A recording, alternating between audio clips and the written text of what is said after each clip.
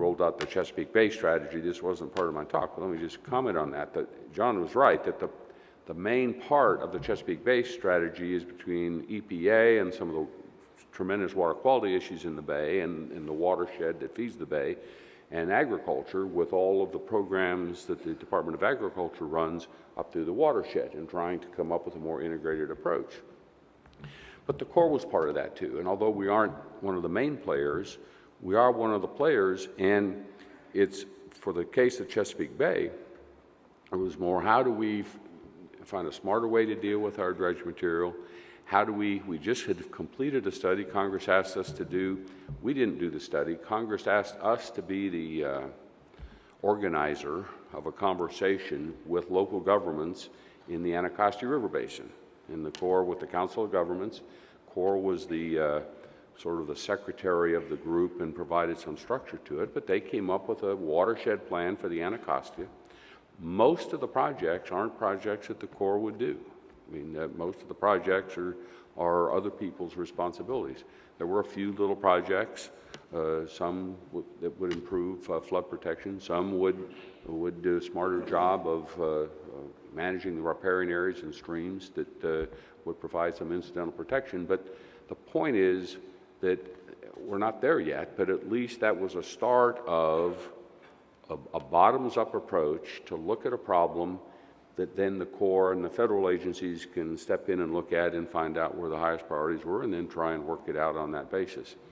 And I think that the jury's out as to see if we're going to do it, but the plan certainly has metrics and a follow-up plan and all sorts of features to try and bring the accountability that I mentioned to that process. And so that's, I think, an example, even though the Corps is not a main player, and it's an example of how this approach, how we're trying to make it work, how we're working to make it work. The example that I did want to use to talk about integrated water resource management was out in California. Just almost an intractable kind of a problem. It's really about the Central Valley. The Central Valley is the large green area sort of right through the middle of the state. The Bay Delta is the little outlet to San Francisco Bay, sort of on the west side of the valley, in the middle of the valley, going towards San Francisco. The Bay Delta ecosystem right there is in collapse. There are a number of endangered species. There are a number of jeopardy biological opinions that are forcing, in some sense, they're forcing the action from an environmental standpoint. California, not so much this year. In fact, there's a little bit of good news this year, but for the last several years, there's been a series of annual low rainfall years. So we have a serious drought. Most of the water in the valley, it comes as snowmelt from the north. The shortages are in the southern part.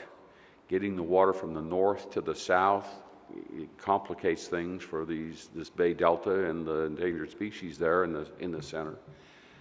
An awful lot of the water is transferred down to the city of Los Angeles in Southern California. So the whole water supply for the city of Los Angeles, a big part of it, not the whole of it, a big part of it is dependent upon being able to move water from the northern part of the state to the southern.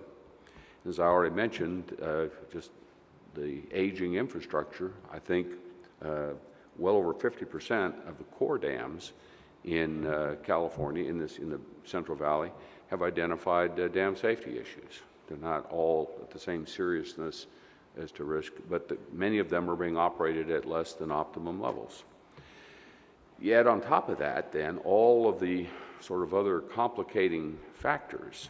I say to people in most of the meetings we go to, we're talking about the drought, but it rains in California too, and I almost can guarantee that before the end of this decade we're in now, this next decade, we'll be talking about the big floods in the region. I mean, it's a flood-prone area.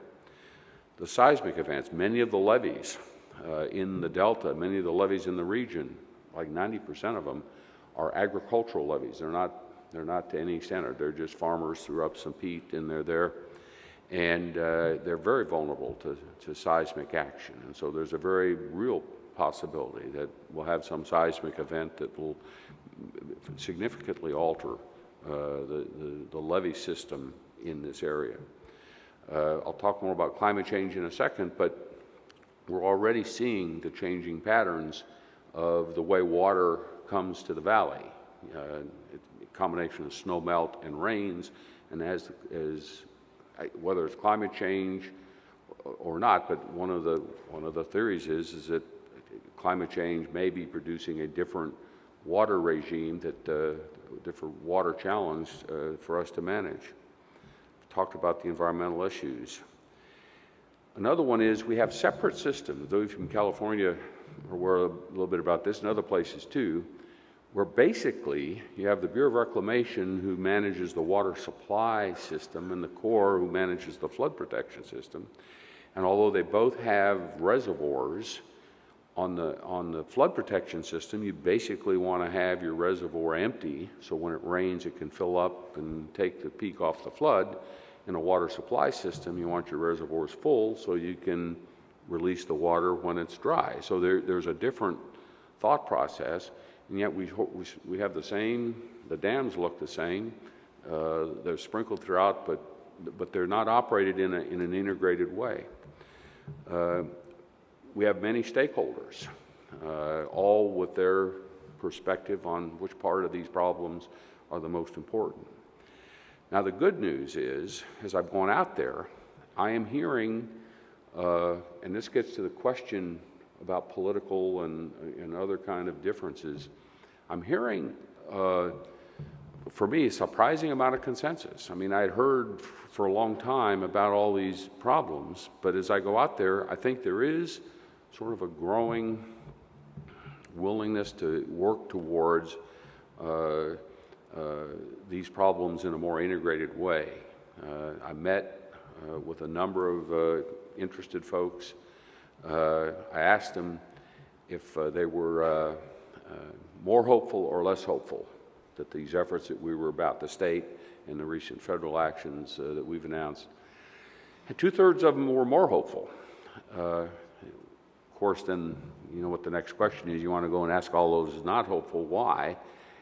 And I would say 80% of them, maybe more, said that they don't think we're spending enough time thinking about flood protection.